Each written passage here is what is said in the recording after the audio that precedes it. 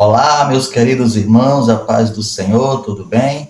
Estamos aqui mais uma vez para a gravação de mais uma videoaula, desta vez a aula de número 6, a lição de número 6, tendo por título a sutileza das ideologias contrárias às famílias ou à família. O nosso textuário se encontra em Gênesis capítulo 2, versículo 18, e disse o Senhor Deus, não é bom que o homem esteja só, far-lhe-ei uma adjuntora que esteja como diante dele. Deus foi quem fez a mulher para o homem, Deus, ele foi o criador da família. As famílias têm a bênção do Senhor e por isso elas são atacadas, Nós temos mais que vigiar, Cada um fazer a sua parte, o esposo fazer a sua, a esposa fazer a sua, os filhos fazer o seu, o seu papel, e no final das contas tudo vai dar certo se andarmos conforme o Senhor nos instruiu na sua palavra. Então, glória a Deus, louvado seja o nome do Senhor.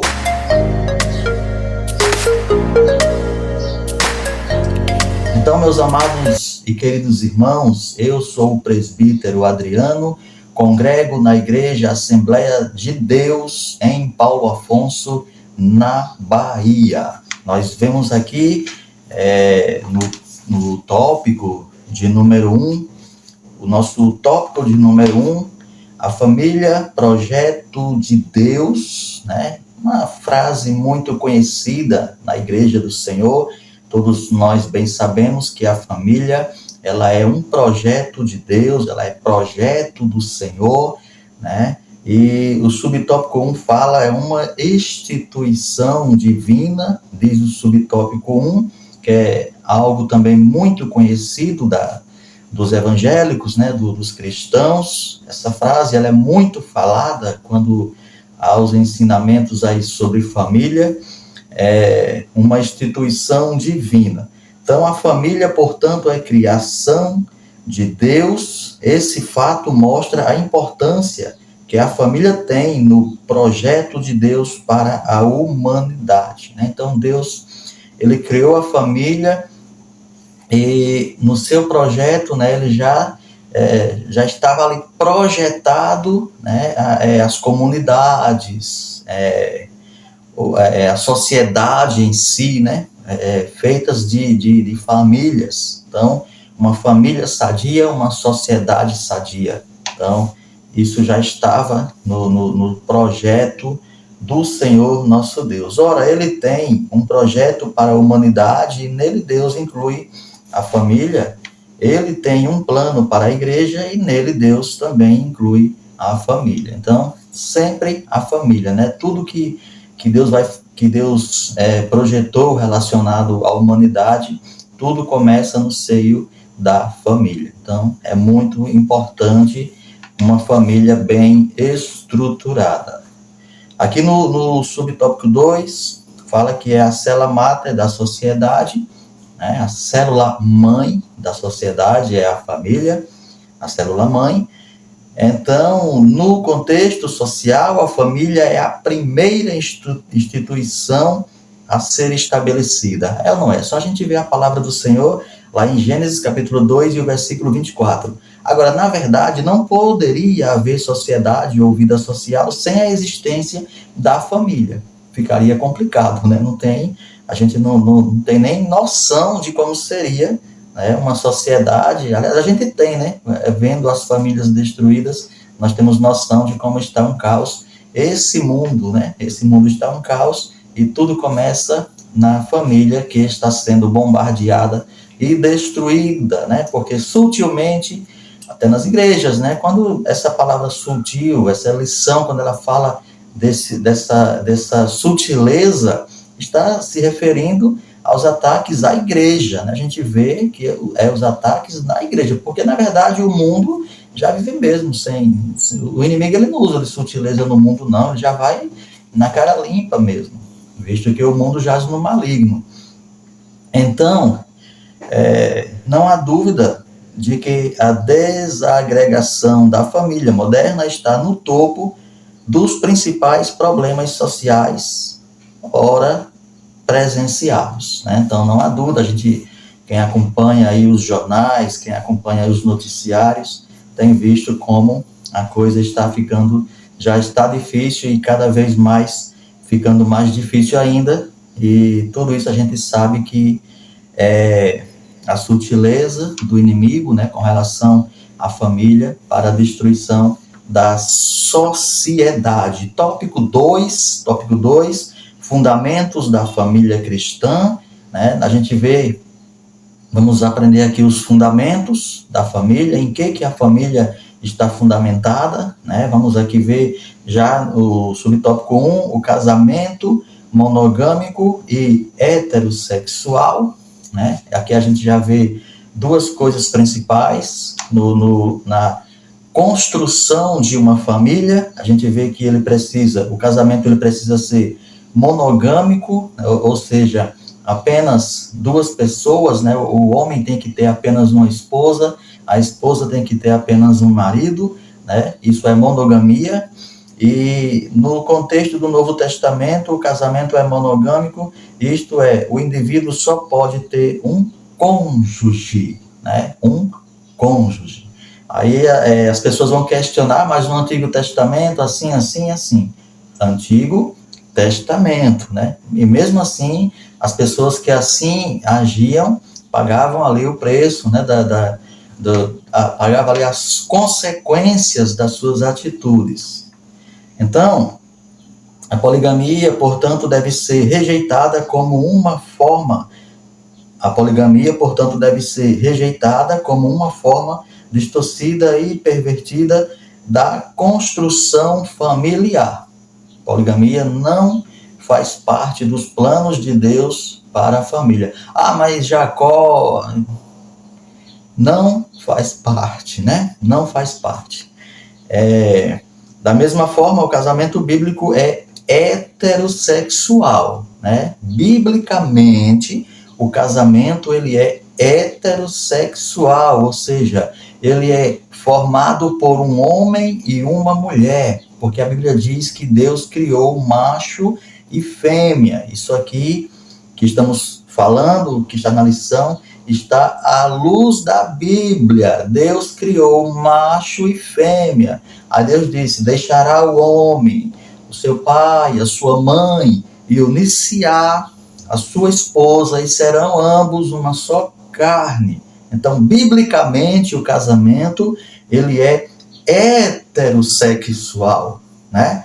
Ele é constituído por duas pessoas de sexo diferente. É um homem e uma mulher, biblicamente falando, ok? Então, isso mostra que o gênero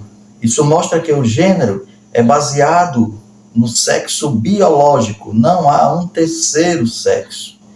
Biblicamente, o casamento deve e precisa ser heterossexual, né? Então, a própria biologia, né, nos prova, a própria ciência nos prova que só existe homem e mulher. Não existe, biologicamente falando, cientificamente falando, um terceiro sexo, né? Ou é X ou é XY. Não existe um terceiro elemento, não existe um terceiro sexo. É homem ou é mulher, biologicamente falando, viu? Isto é biologia também, cientificamente falando, e biblicamente nem se fala, né? É o que a Bíblia defende. Oh, glória, né? Vamos ver aqui um segundo ponto no segundo ponto, né? O segundo ponto fala: o casamento é indissolúvel, né? Aqui já é combatendo o divórcio.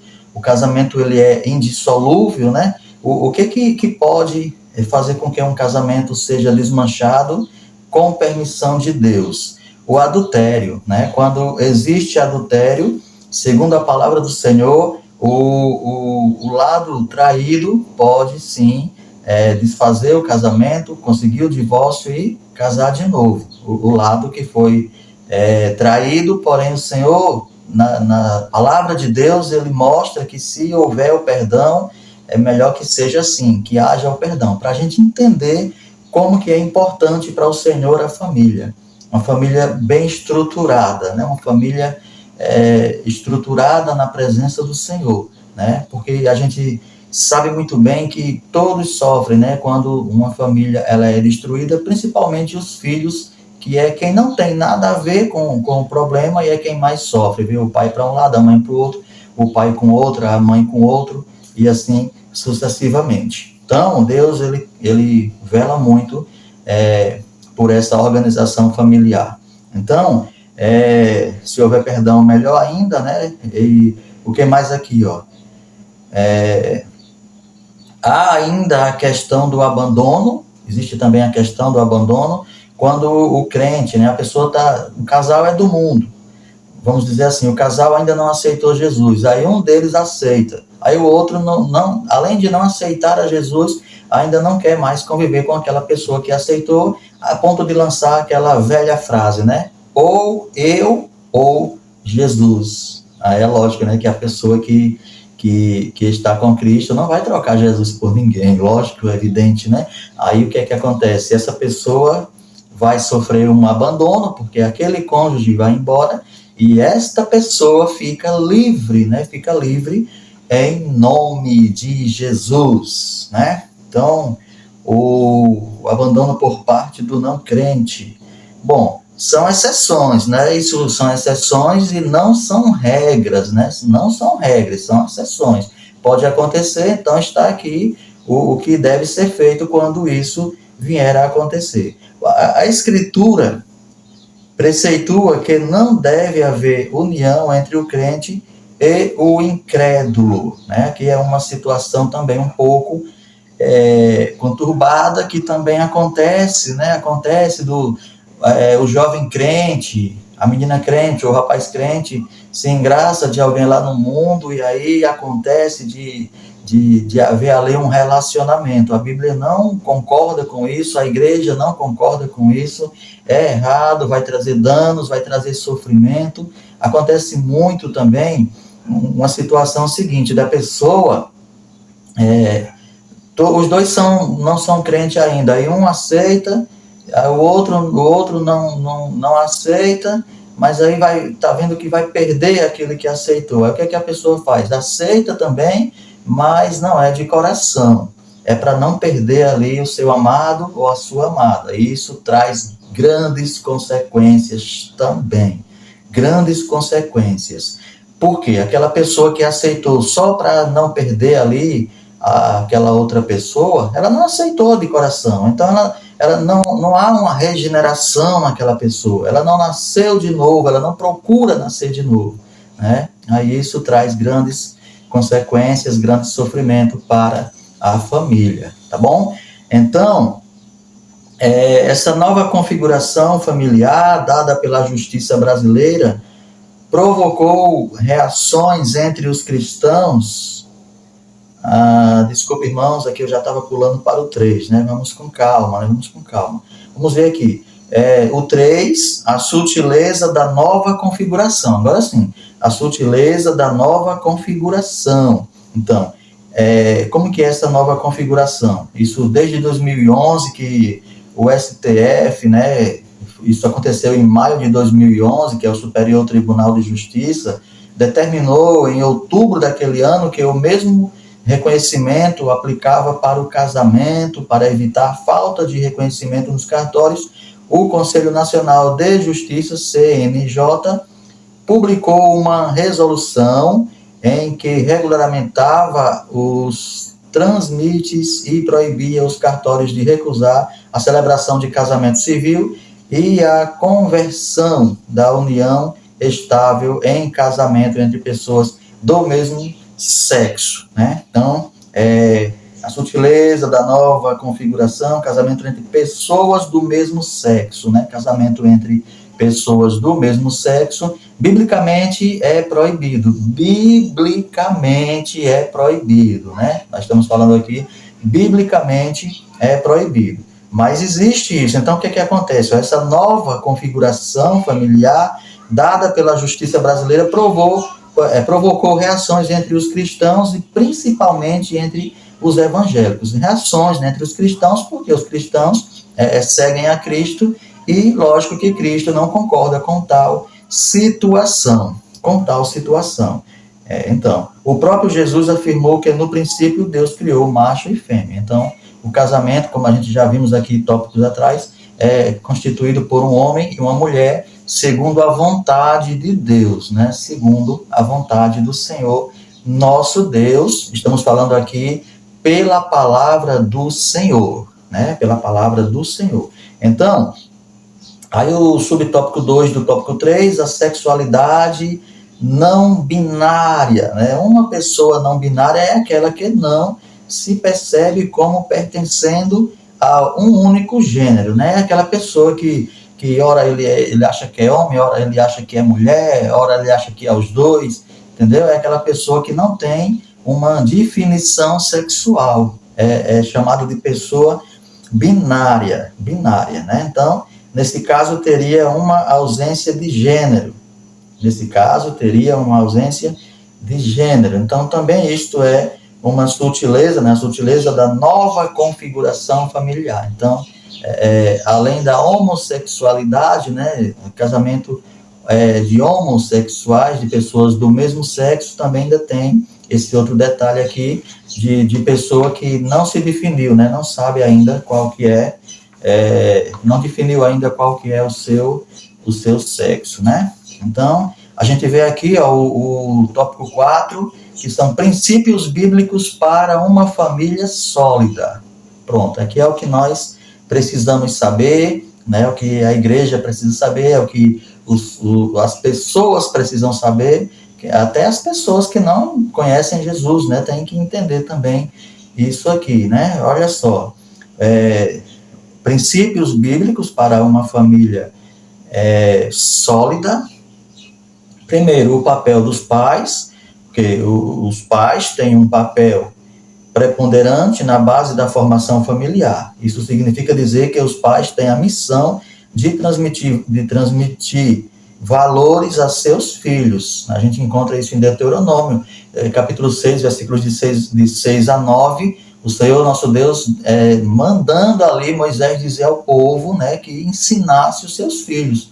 Os pais precisavam ensinar os seus filhos, para que quando eles crescessem, né, também saber, né, ter conhecimento de como funciona as coisas com Deus. Então, cabe aos pais ensinar as coisas de Deus aos filhos. Agora você imagina um casamento, né? Existem pessoas que foram criadas em um lar onde, por exemplo, quem mandava era a mãe, né? A mulher quem mandava, desmandava, o marido tinha medo, o marido obedecia. Isso é uma coisa totalmente fora do que Deus determinou. E aí aquela criança cresce naquilo, né? Quando fica adulta, casa e traz isso para dentro do casamento, né? Mas dentro dessa situação, se a pessoa aceitou Jesus, procura se regenerar, porque quem está em Cristo, nova criatura porque senão vai dar sequência a esse modelo maligno. Aprendeu isso, viu a mãe mandar e desmandar, agora quer mandar e desmandar no marido, às vezes o marido não aceita, aí vem as consequências, as confusões, e os filhos também acabam também levando isso para os seus casamentos. Então a culpa, nesse caso, é dessa pessoa. Ora, se os seus pais eram assim, se a sua mãe era assim, era ela que mandava e desmandava, você já é crente, você já viu que isso não é correto, não é certo. Então, cabe a você procurar uma regeneração, um novo nascimento, e passar a obedecer a palavra do Senhor, para que o seu casamento seja abençoado, para que o seu casamento seja uma bênção. Pensa na consequência nos que o seu filho, a sua filha está vivenciando, para que ela não venha a levar isso adiante quando ela se casar também, né? Então, graças a Deus, o papel da igreja, né? Tem o papel dos pais, né? E tem também o papel da igreja. É importante também o papel da igreja. Alguém já disse que Que famílias fortes fazem igrejas fortes. Contudo, ao inverso também reflete a verdade. Igrejas fortes fazem famílias igualmente fortes, né? Então, uma família, uma igreja em que as famílias são fortes, essa igreja, consequentemente, vai ser forte também. E uma igreja forte também, né, vai fazer com que as famílias, vai fazer com que as pessoas que frequentam, as famílias que frequentam essa igreja, sejam famílias fortes também, porque tem ensinamento da palavra do Senhor, né? Tem ali o ensinamento base para que as famílias tenham uma noção, né, de como se deve proceder, né? Então, é missão da igreja também curar uma sociedade doente. Por outro lado, uma igreja doente não é acolhedora e distante da sociedade, não está cumprindo a missão para a qual foi chamada. É preciso atenção para isso, né? Então a gente chama também atenção para isso, né? As igrejas precisa resolver as coisas com mais responsabilidade, né? Por exemplo, a família que está sendo destruída, a família em que houve separação, não deve se ouvir só um lado, escuta os dois lados, vê o que o outro tem para dizer também, mesmo que seja aquele que foi o lado mais fraco, que está no mundo, que está fazendo as coisas erradas agora, depois do ocorrido, mas escuta também, procura curar e não acabar de matar, né? O papel da igreja é trazer vida, porque Jesus disse sobre isso, né? Ele falou sobre vida e vida em abundância. Então, a igreja tem o seu papel também diante da sociedade. Não é ouvir um lado e massacrar o outro. É ouvir os dois lados e procurar ajudar os dois lados. Amém? Então, Deus abençoe a sua vida, né? Fica com o Senhor, oreis por nós e até o próximo vídeo, em nome de Jesus. Amém? Deus abençoe a sua vida, a paz do Senhor.